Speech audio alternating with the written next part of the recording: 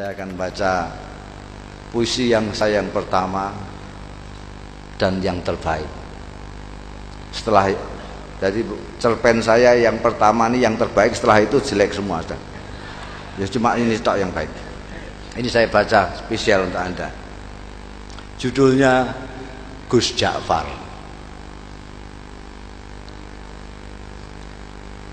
Di antara putra-putra Kiai Saleh, pengasuh pesantren Sabilul Muttaqin dan sesepuh di daerah kami, Gus Ja'farlah yang paling menarik perhatian masyarakat. Mungkin Gus Ja'far tidak sealim dan sepandai saudara-saudaranya, tapi dia mempunyai keistimewaan yang membuat namanya tenar hingga keluar daerah. Malah konon beberapa pejabat tinggi dari pusat memerlukan sowan khusus ke rumahnya setelah mengunjungi Kiai Saleh. Kata Kang Solikin yang dekat dengan keluarga dalem, bahkan Kiai Saleh sendiri segan dengan anaknya yang satu itu. Kata Kiai, Gus Ja'far itu lebih tua dari beliau sendiri. Cerita Kang Solikin suatu hari kepada kawan-kawannya yang sedang membicarakan putra bungsu Kiai Saleh itu. Saya sendiri tak paham apa maksudnya kok anaknya lebih tua dari beliau itu. Tapi Gus Ja'far memang luar biasa, kata Mas Bambang, pegawai Pemda yang sering mengikuti pengajian subuh Kiai Saleh.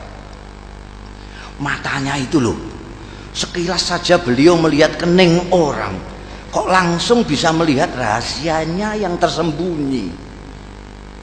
Kalian ingat enggak Sumini yang anak penjual rujak di terminal lama itu, yang dijuluki perawan tua itu?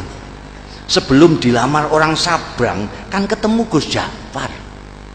Waktu itu Gus Ja'far bilang, "Sum, kulihat kok keningmu kok bersinar, sudah ada yang ngelamar ya?" Duh, tak lama kemudian orang Sabrang itu datang melamar Sumini. Kang Kandar kan juga begitu, timpal Mas Guru Slamet. Kalian kan mendengar sendiri ketika Gus Ja'far bilang kepada tukang kebun SD 4 itu, "Kang, saya lihat hidung sampean kok sudah bengkok, sudah capek menghirup napas ya?" Loh, ternyata besoknya Kang Kandar meninggal.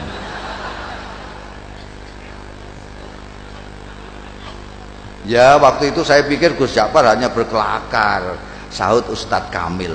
Nggak taunya beliau sedang membaca tanda pada diri Kang Kandar. Saya malah mengalami sendiri, kata Lek Salamun pemborong yang dari tadi sudah kepengin ikut bicara. Waktu itu tak ada hujan, tak ada angin, Gus Ja'far bilang kepada saya, "Wah, saku sampean kok mondol-mondol, dapat proyek besar ya?" Padahal saat itu saku saya justru sedang kempes-kempesnya. Dan percaya atau tidak, esok harinya saya memenangkan tender yang diselenggarakan Pemda tingkat provinsi. Apa yang begitu itu yang disebut ilmu kasab ya? Tanya Pak Carik yang sejak tadi hanya asik mendengarkan. Mungkin saja, jawab Ustadz Kamil. Makanya saya justru takut ketemu Gus Ja'far itu, takut dibaca tanda-tanda buruk saya. Lalu pikiran saya terganggu.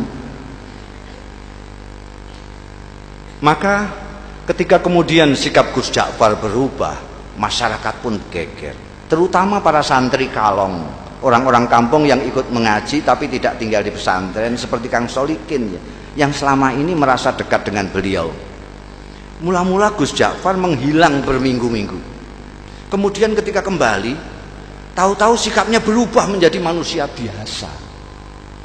Dia sama sekali berhenti dan tak mau lagi membaca tanda-tanda, tak mau lagi memberikan isyarat-isyarat yang berbau ramalan. Ringkas kata, dia benar-benar kehilangan keistimewaannya. Jangan-jangan ilmu beliau hilang pada saat beliau menghilang itu. Komentar Mas Guru Slamet penuh penyesalan. Wah, sayang sekali. Apa gerangan yang terjadi pada beliau ya? Kemana beliau pergi saat menghilang pun kita tidak tahu, kata Lek Salamun. Kalau saja kita tahu kemana beliau pergi, mungkin kita akan mengetahui apa yang terjadi pada beliau dan mengapa beliau kemudian berubah. Tapi bagaimanapun ini ada hikmahnya, ujar Ustadz Kamil. Paling tidak kini kita tidak bisa setiap saat menemui Gus Ja'far paling tidak kini kita bisa setiap saat menemui Gus Ja'far tanpa merasa deg-degan dan was-was. Bisa mengikuti pengajiannya dengan niat tulus mencari ilmu, tidak takut ditebak-tebak. Maka jika kita ingin mengetahui apa yang terjadi dengan Gus kita ini hingga sikapnya berubah dan ilmunya hilang, sebaiknya kita langsung saja menemui beliau. Begitulah sesuai usul Ustadz Kamil pada malam Jumat sehabis wiridan salat Isya, saat mana Gus Ja'far Prai tidak mengajar, rombongan santri Kalong sengaja mendatangi rumahnya. Kali ini hampir semua anggota rombongan merasakan keakraban Gus Ja'far jauh melebihi yang sudah-sudah. Mungkin karena kini tidak ada lagi sekat berupa rasa segan, was-was dan takut dibaca tanda-tandanya. Setelah ngobrol kesana kemari, akhirnya Ustadz Kamil berterus terang mengungkapkan maksud utama kedatangan rombongan. Gus, di samping silaturahmi seperti biasa, malam ini kami datang juga dengan sedikit keperluan khusus. Singkatnya, kami penasaran dan sangat ingin tahu latar belakang perubahan sikap sampean. Perubahan apa? Tanya Gus Ja'far sambil tersenyum penuh arti. Sikap yang mana? Kalian ini ada-ada saja. Saya kok merasa tidak berubah. Dulu sampean kan biasa dan suka membaca tanda-tanda orang, tukas Mas Guru Slamet. Kok sekarang tiba-tiba makpet, sampean tak mau lagi membaca, bahkan diminta pun tak mau. Oh itu, kata Gus Ja'far seperti benar-benar baru tahu. Tapi dia tidak segera meneruskan bicaranya, diam agak lama. Baru setelah menyeruput kopi di depannya, dia melanjutkan. Ceritanya panjang. Dia berhenti lagi, membuat kami tidak sabar, tapi kami diam saja. Kalian ingat enggak, saya lama menghilang? Akhirnya Gus Ja'far bertanya, membuat kami yakin bahwa dia benar-benar siap untuk bercerita. Maka serempak kami mengangguk. Suatu malam saya bermimpi ketemu almarhum ayah, dan saya disuruh mencari seorang wali sepuh yang tinggal di sebuah desa kecil di lereng gunung yang jaraknya dari sini sekitar 200 km ke arah selatan. Namanya Kiai Tawakal. Kata ayah dalam mimpi itu, hanya kiai-kiai tertentu yang tahu tentang kiai yang usianya sudah lebih 100 tahun ini. Santri-santri belajar kepada beliau pun rata-rata sudah disebut kiai di daerah masing-masing. Terus terang, sejak bermimpi itu saya tidak bisa menahan keinginan saya untuk berkenalan dan kalau bisa berguru kepada wali tawakal itu. Maka dengan diam-diam dan tanpa pamit siapa-siapa, saya pun pergi ke tempat yang ditunjukkan ayah dalam mimpi dengan niat bil barokah dan menimba ilmu beliau. Ternyata ketika sampai di sana, hampir semua orang yang saya jumpai mengaku tidak mengenal nama Kiai Tawakal. Baru setelah seharian melacak ke sana kemari, ada seorang tua yang memberi petunjuk. Cobalah nak mas, ikuti jalan setapak di sana itu, katanya. Nanti nak mas akan berjumpa dengan sebuah sungai kecil. Terus saja nak mas menyeberang. Begitu sampai seberang, nak mas akan melihat gubuk-gubuk kecil dari bambu. Nah, kemungkinan besar orang yang nak mas cari akan nak mas jumpai di sana. Di gubuk yang terletak di tengah-tengah itulah tinggal seorang tua seperti yang nak mas gambarkan. Orang sini memanggilnya Mbah Jogo. Barangkali itulah yang nak mas sebut Kiai siapa tadi? Kiai Tawakal. Ya, Kiai Tawakal. Saya yakin itu orangnya, Mbah Jogo. Saya pun mengikuti petunjuk orang tua itu menyeberang sungai dan menemukan sekelompok rumah gubuk dari bambu. Dan betul, di gubuk bambu yang terletak di tengah-tengah, saya menemukan Kiai Tawakal alias Mbah Jogo sedang dikelilingi santri-santrinya yang rata-rata sudah tua.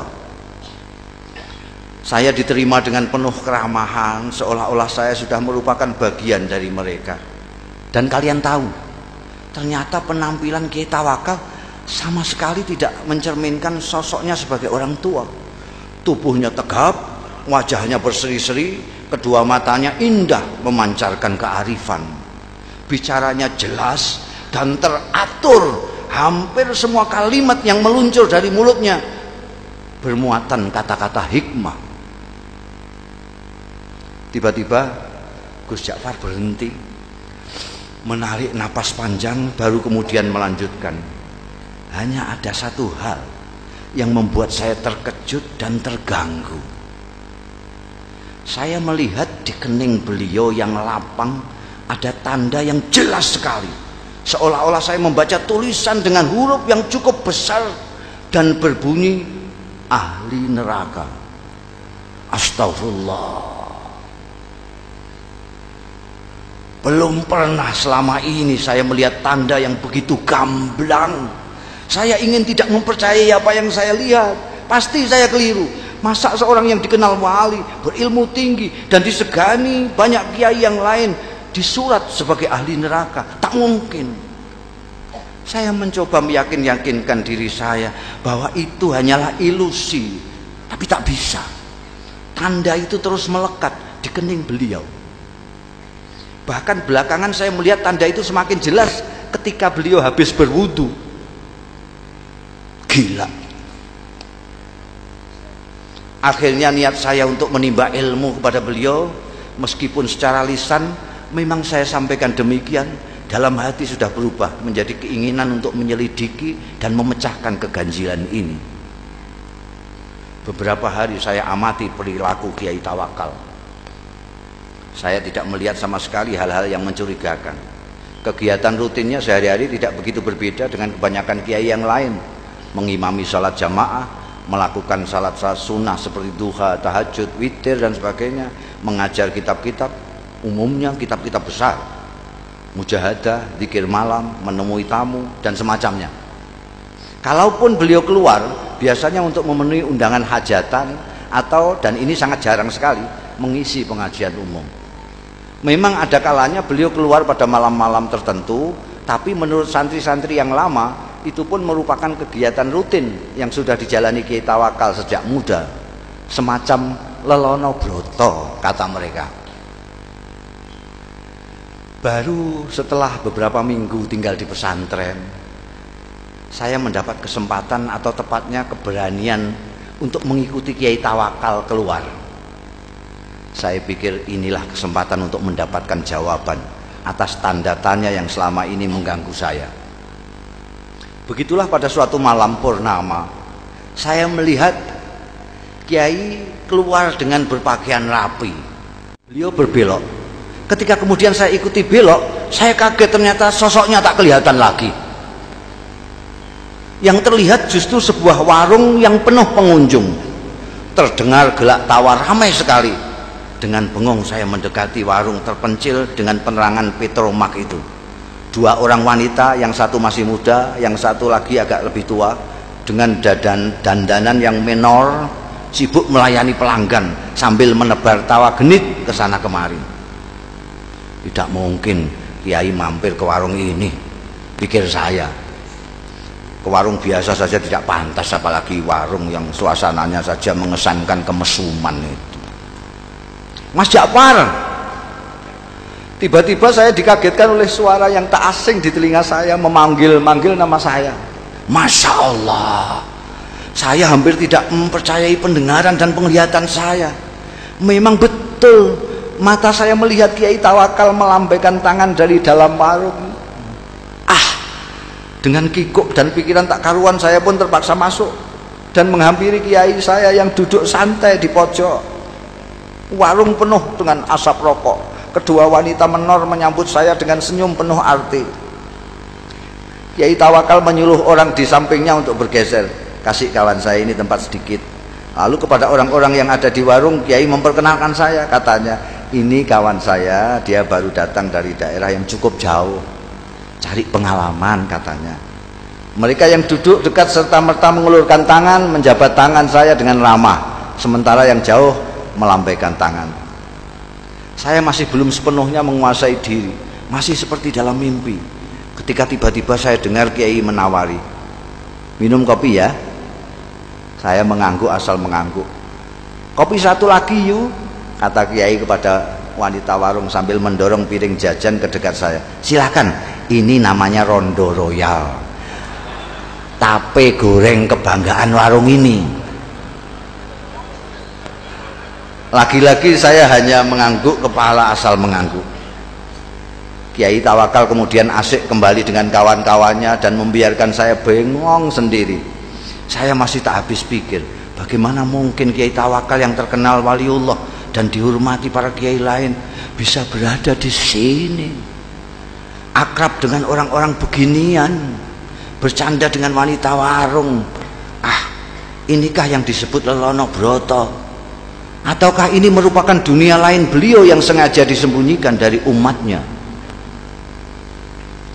Tiba-tiba saya seperti mendapat jawaban dari tanda tanya yang selama ini mengganggu saya, dan karenanya saya bersusah payah mengikutinya malam ini. Oh, pantas di keningnya aku lihat tanda itu. Tiba-tiba sikap dan pandangan saya terhadap beliau berubah. Mas, sudah larut malam. Tiba-tiba suara Kiai Tawakal membuyarkan lamunan saya. Kita pulang yuk. Dan tanpa menunggu jawaban saya, Kiai membayari minuman dan makanan kami, berdiri, melambai kepada semua, kemudian keluar. Seperti kerbau dicocok hidung, saya pun mengikutinya. Ternyata setelah melewati kebun sengon, Kiai Tawakal tidak menyusuri jalan-jalan yang tadi kami lewati. Biar cepat, kita mengambil jalan pintas saja ya, katanya. Kami melewati pematang, lalu menerobos hutan, dan akhirnya sampai di sebuah sungai. Dan sekali lagi saya menyaksikan kejadian yang menggoncangkan. Kiai Tawakal berjalan di atas permukaan air sungai seolah-olah di atas jalan biasa saja. Delonyor-delonyor. Sampai di seberang, beliau menoleh ke arah saya yang masih berdiri mematung. Beliau melambai, ayo, teriaknya. Untung saya bisa berenang. Saya pun kemudian berenang menyeberangi sungai yang cukup lebar. Sampai di seberang, ternyata Kiai Tawakal sudah duduk-duduk di bawah pohon randu alas menunggu. Kita istirahat sebentar, katanya, tanpa menengok saya yang sibuk berpakaian. Kita pasti punya waktu, insya Allah sebelum subuh kita sudah sampai pondok. Setelah saya ikut duduk di sampingnya, tiba-tiba dengan suara berwibawa, Kiai berkata mengejutkan, bagaimana? Kau sudah menemukan apa yang kau cari? Apakah kau sudah menemukan pembenar dari tanda yang kau baca di kening saya? Mengapa kau seperti masih terkejut? Apakah kau yang mahir melihat tanda-tanda menjadi ragu terhadap kemahiranmu sendiri? Dingin air sungai rasanya semakin menusuk mendengar rentetan pertanyaan beliau yang menelanjangi itu. Saya tidak bisa berkata apa-apa. Beliau yang kemudian terus berbicara, anak muda, kau tidak perlu mencemaskan saya hanya karena kau melihat tanda ahli neraka di kening saya. Kau pun tidak perlu bersusah payah mencari bukti yang menunjukkan bahwa aku memang pantas masuk neraka. Karena pertama, apa yang kau lihat belum tentu merupakan hasil dari pandangan kalbumu yang bening. Kedua, kau tak akan tahu sebagaimana neraka, surga, aku adalah milik Allah.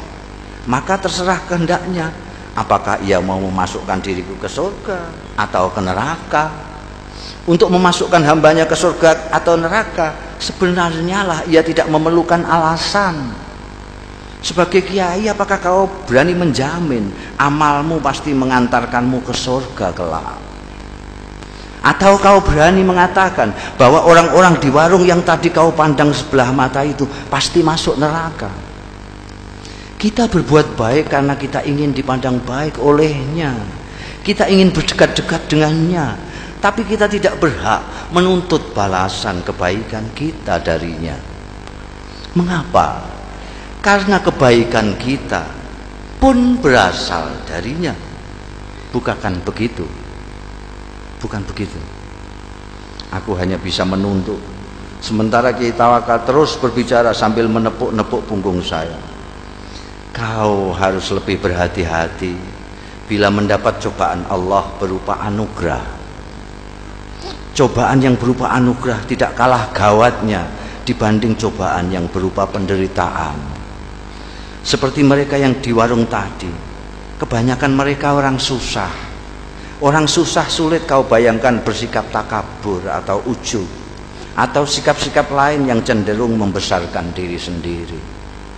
Berbeda dengan mereka yang mempunyai kemampuan dan kelebihan. Godaan untuk takabur, sombong dan sebagainya itu datang setiap saat. Apalagi bila kemampuan dan kelebihan itu diakui oleh banyak pihak. Malam itu saya benar-benar merasa mendapatkan pemahaman dan pandangan baru dari apa yang selama ini sudah saya ketahui. Ayo kita pulang. Tiba-tiba Kiai bangkit. Sebentar lagi subuh. Setelah sembahyang subuh nanti kau boleh pulang. Saya tidak merasa diusir. Nyatanya memang saya sudah mendapat banyak dari Kiai luar biasa ini. Ketika saya ikut bangkit, saya celinguan. Kiai Tawakal sudah tak tampak lagi. Dengan bingung saya terus berjalan. Ku dengar azan subuh berkumandang dari sebuah surau, tapi bukan surau bambu kami. Seperti orang linglung, saya datangi surau itu dengan harapan bisa ketemu dan berjamaah salat subuh dengan Kiai Tawakal. Tapi jangankan Kiai Tawakal, orang yang mirip beliau pun tak ada. Tak seorang pun dari mereka yang berada di surau itu yang saya kenal. Baru setelah sembahyang, seseorang menghampiri saya. Apakah sampean Ja'far? Tanyanya. Ketika saya mengiyakan, orang itu pun menyerahkan sebuah bungkusan besar yang ternyata berisi barang-barang milik saya sendiri. Ini titipan Mbah Jogo. Katanya milik sampean. Beliau di mana? Tanya saya buru-buru. Mana saya tahu, jawabnya. Mbah Jogo datang dan pergi semaunya. Tak ada seorang pun yang tahu dari mana beliau datang dan kemana beliau pergi. Begitulah ceritanya. Dan Kiai Tawakal alias Mbah Jogo yang telah berhasil mengubah sikap saya itu tetap merupakan misteri. Gus Ja'far sudah mengakhiri ceritanya, tapi kami yang dari tadi suntuk mendengarkan masih diam tercenung sampai Gus Ja'far kembali menawarkan sungguhannya. Monggo, monggo, tidak. Wassalamualaikum warahmatullahi wabarakatuh.